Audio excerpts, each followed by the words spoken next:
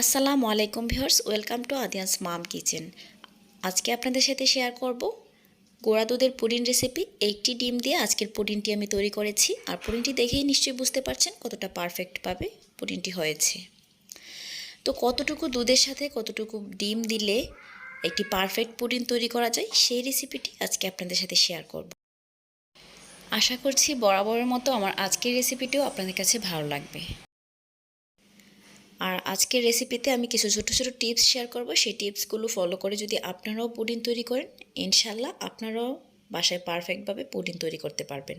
কেটেও দেখিয়ে দিচ্ছি, দেখুন কতটা পারফেক্ট হয়েছে পুডিংটা। তো রেসিপিটি দেখতে থাকুন। এখন প্যানের মধ্যে আমি দিয়ে দিচ্ছি 1 কাপ এবং 1/4 কাপ পরিমাণ পানি। পানিটা হালকা গরম হয়ে গেলে তারপর এর মধ্যে দিয়ে দিচ্ছি যে কাপে আমি পানিটা মেপেছি সেই কাপে 1 কাপ পরিমাণ গুঁড়া দুধ। দুধটাকে এখন খুব ভালো করে পানির সাথে মিশিয়ে দিব। তো এরই মাঝে কিন্তু দুধটা ফুটে উঠেছে। এখন এর মধ্যে দিয়ে দিচ্ছি 3 টেবিল চামচ পরিমাণ চিনি। তবে মিষ্টির পরিমাণটা আপনাদের পছন্দ মতো একটু বাড়িয়ে অথবা কমিয়ে দিতে পারেন। তবে যাদের কাছে টেবিল চামচ নেই তারা চা চামচে উঁচু করে 3 থেকে 4 চা চামচ চিনি দিলে কিন্তু হয়ে যাবে।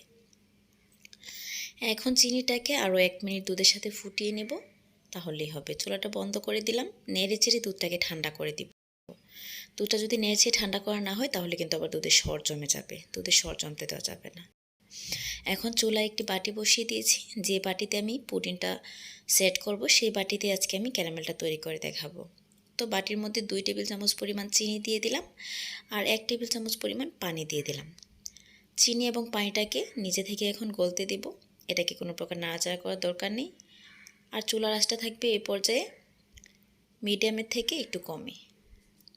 যখন চিনিটা ফুটে এক পাশ থেকে এরকম কালার চলে আসবে, তখন বাটিটার সাইডে একটু ধরে চারপাশ থেকে ঘুরিয়ে দিতে হবে।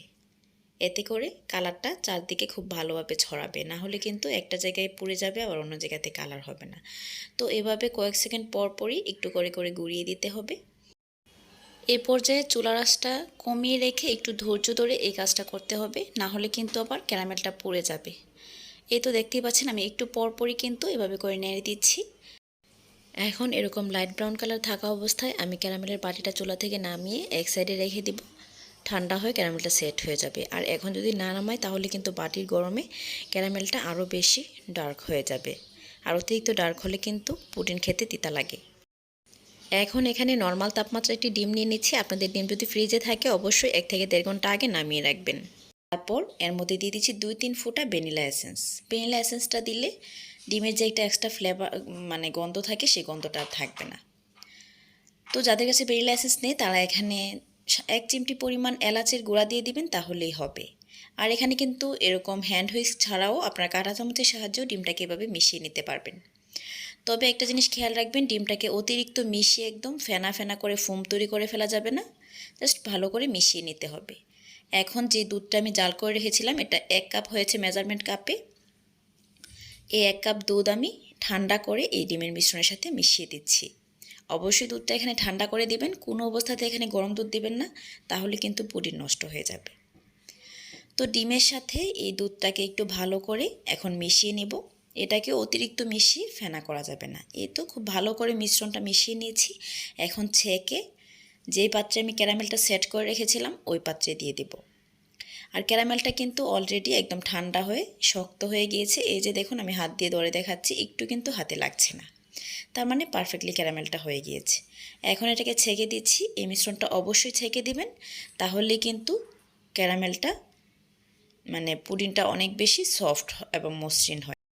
এই মিশ্রণটা না ছেঁকে দিলেও কিন্তু পুডিংয়ের ভিতরে একটা ছিদ্র ছিদ্র ভাব হয়ে যায়। এভাবে ছেঁকে দেওয়ার সময় যদি একটু দলা পেকে থাকে ছাঁকনির মধ্যে, সেটা চামচ দিয়ে নেড়ে নেড়ে দিয়ে দিবেন, তাহলেই হবে। এখন ঢাকনা দিয়ে ঢেকে চুলায় চলে যাচ্ছি। তো এখন আমি চুলায় একটি কড়াই বসিয়ে দিয়েছি, আর এই কড়াইয়ে এখন আমি পুডিংটি ভাপ দেব। আমি কিছুদিন আগে আমার চ্যানেলে গরুর দুধ দিয়ে কীভাবে পুডিং তৈরি করতে হয় সেই রেসিপিটি শেয়ার করেছিলাম, আর ওই রেসিপিতে আমি ননস্টিক ফ্রাই প্যানে পুডিংটি স্টিম করে দেখিয়েছি। তো অনেকেরই হয়তো ধারণা ফ্রাই প্যান ছাড়া হয়তো বা পুডিং স্টিম করা যাবে না, কিন্তু এই ধরনের কড়াই, স্টিলের হাঁড়ি অথবা যে কোনো ধরনের সিলভারের হাঁড়িতেও কিন্তু আপনারা পুডিংটি স্টিম করে নিতে পারবেন, কোনো সমস্যা নেই। তবে যে পাত্রে পুডিংটা বসাবেন সেই বাটিটা অবশ্যই ঢাকনাযুক্ত নেওয়ার চেষ্টা করবেন, তাহলেই ভালো।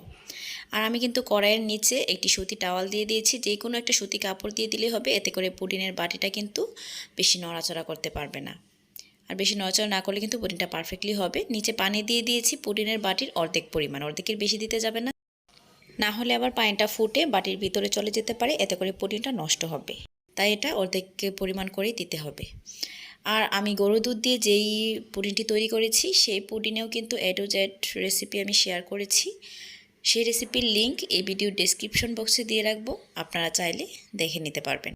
এখন ঢাকনা দিয়ে ঢেকে দিয়েছি। প্রথমে চুলার আঁচটা হাই রেখে পানিটা ফুটে ওঠা পর্যন্ত অপেক্ষা করব। পানিটা যখন ফুটে উঠবে তারপর সাথে সাথেই চুলার আঁচটাকে মিডিয়ামের থেকে আরও কমিয়ে দিব, অর্থাৎ মিডিয়াম টু লো এর মাঝামাঝি রেখে পুডিংটাকে স্টিম করব 10 মিনিটের জন্য। এখানে কিন্তু সিলভারের ঢাকনাও ব্যবহার করা যাবে, তবে যদি আপনারা সিলভারের ঢাকনা ব্যবহার করেন সেক্ষেত্রে ঢাকনার উপর একটা ভারী কিছু দিয়ে দেবেন, তাহলেই হবে। তো প্রায় 10 মিনিট হয়ে গিয়েছে, এখন আমি ঢাকনাটা তুলে দেখাচ্ছি কী অবস্থা।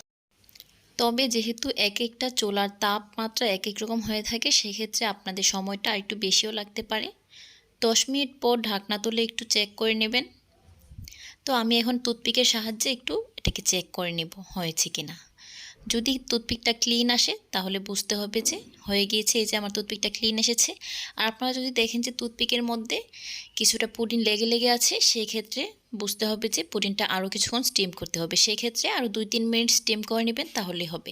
আমার পুডিংটা যেহেতু হয়ে গিয়েছে, এখন এটাকে আমি নামিয়ে ঠান্ডা করিয়ে নিয়েছি। ঠান্ডা হয়ে যাওয়ার পর এখন এটাকে আমি ফ্রিজে রেখে দিব। তো ফ্রিজে রেখে প্রায় 2 ঘন্টা পর আমি আপনাদের সাথে পুডিংটা শেয়ার করছি। তো 2 ঘন্টা পর ফ্রিজ থেকে নামিয়ে এটাকে তো ঢাকনাটা খুলে দিচ্ছি। এখন পুডিংটাকে আমি একটা ছুরির সাহায্যে বাটির চারপাশ থেকে আলাদা করে নেব। আর এই কাজটা একটু সাবধানে করতে হবে, অবশ্যই এই কাজটা করতে হবে। এভাবে আলাদা না করলে কিন্তু পুডিংটা ঢালতে গেলে পুডিংটা ভেঙে যাবে। বাটিটা একটু নেড়ে নিলাম, আর যে প্লেটে পুডিংটা সার্ভ করব সেই প্লেটটা বাটির উপরে দিয়ে দিলাম। দিয়ে একটু সাবধানে এটাকে উল্টে নিলেই কিন্তু হয়ে যাবে। আর পুডিংটা যদি না পড়ে সেক্ষেত্রে বাটির পিছনে একটু হাত দিয়ে 2-3 বার প্রেস করলেই কিন্তু হয়ে যাবে।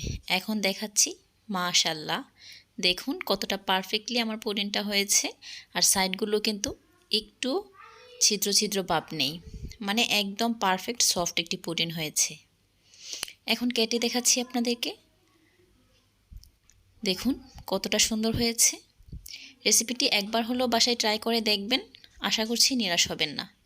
আর বাচ্চারা বাসায় দুধ ডিম খেতে না চাইলে কিন্তু এভাবে পুডিং তৈরি করে দিলে তারা কিন্তু অনেক খুশি হয়ে মজা করে খেয়ে নেয়। তাই অবশ্যই এই রেসিপিটি বাসায় ট্রাই করবেন। আর আমার আজকের রেসিপিটি যদি আপনাদের কাছে ভালো লেগে থাকে তাহলে প্লিজ আমার চ্যানেলটিকে সাবস্ক্রাইব করে রাখবেন, ভিডিওটিতে লাইক করবেন, কমেন্ট করবেন এবং ফ্রেন্ডস এবং ফ্যামিলিদের সাথে শেয়ার করবেন। ভিডিওটি শেষ পর্যন্ত দেখার জন্য আপনাকে অসংখ্য ধন্যবাদ। আজকে এ পর্যন্তই, সবাই ভালো থাকবেন। আল্লাহ হাফেজ, আসসালামু আলাইকুম।